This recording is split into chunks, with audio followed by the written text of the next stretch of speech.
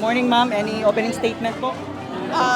Well, yes, unang-una, nagpapasalamat tayo sa Barangay Tres de Mayo dito sa Digo City at sa family ni former Barangay Captain Dodong Bukol sa kanilang invitation sa atin na dumalo sa unveiling ng statue ni Kapitan Dodong at yung statue ay representation ng panawagan ng mga tao ngayon na dito sa Digo City na justice sa kanyang pagkamatay at sa pagpatay sa kanya. Okay, questions from SMNI, sir? Ma'am VP, naniniwala po ba kayo sa inyong pagtakbo ngayon bilang presidente sa 2028? Naniniwala po ba kayo na may magandang kinabukasan pa ang bansang Pilipinas? Well, it will be a difficult road back to prosperity, pero it is not impossible. Okay. VP, today ang deadline ng response mo doon sa House of Representatives sa dalawang impeachment mo. Magsasubmit ba ang kampo mo today or ano yung plano natin? Antayin na lang natin kung mag-submit ako o hindi. Within this? Ngayon ang deadline sa pagkakaalam. Okay, GMA, Jan.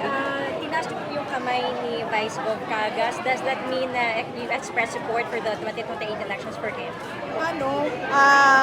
Malayo po masyado ang 2028 elections, no? Hindi pa campaign period, hindi pa election period. Ang pagtaas ko ng kanyang kamay is my personal support to the person of former Governor Mark Cagas. Okay, last question po, sir. Go ahead. VP, actually, positibo negatibo ni pagtuon ng statue. Outside, positibo negatibo ng statue VP kani. Legal ba niya pagtuon ng statue para sa kabubuan? Depende sa legality, no? Kinahanglan lang naman na og barangay resolution na ang ato ang mga barangay doon na sila gahom ilalom sa local government code.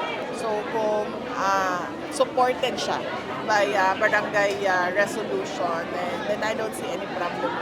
Okay, last question tayo. Sige po. OFW, ang masama loob ni PBBM, lalo't hindi niya sinalubong sa airport yung mga na-repatriate nating kababayan. Ano ang take nyo? Nakikiisa tayo sa pinagdadaanan ng karamihan nating mga kababayan na overseas Filipino workers dahil sa kaguluhan o dahil sa giyera doon sa Middle East. At kung ano man yung matulong ng Office of the Vice President ay gagawin namin, ipaalam lang sa amin kung paano kami makakatulong. Matuloy ba ito na doon sa nauna niyo sinabi na hindi matulong presidente? Marami siyang kakulangan bilang presidente. Hindi lamang sa pagbibigay ng simpatya at empathy, no, sa ating mga kababayan. More than that ay yung problema at skandalo sa paggamit ng pera ng bayan. Hindi ba lang presyo ng gasolina? Mataas pa rin yung ratings mo base sa Pulse Asia ngayon lumabas VP. Mataas pa rin yung ratings mo. Lagi ako nagpapasalamat, no, sa ating mga kababayan sa patuloy nila na suporta at pagtitiwala sa akin, sa aking mga kasamahan sa Office of the Vice President. At wala kasi akong makomment sa mga survey dahil hindi ko alam kung paano siya ginawa, sino ang nagpa-commission na noong survey. Pero ako ay may survey man o wala. Nagpapasalamat dahil yung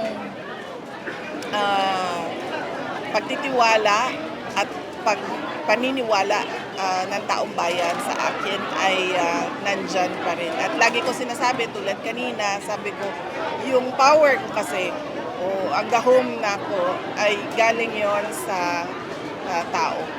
Thank you. Pwede pa isa, sumala man good ni Representative Ridwan subpoena may be issued sa tax and business records daw ni mo and sa imuhang bana.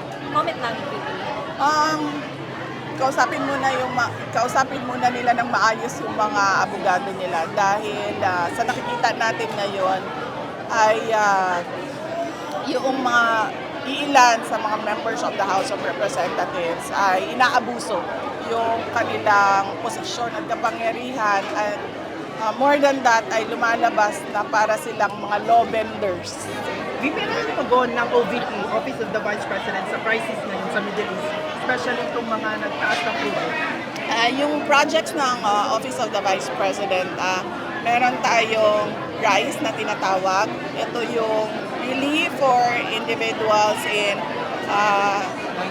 indigence and in difficult situations. So yan yung tulad ng binigay natin dito sa mga kababayan natin sa Barangay Tras de Mayo, yun yung initial na paunang response lagi ng Office of the Vice President. Ang bigwas ng agila, lakas ng bayan, tinig ng katotohanan.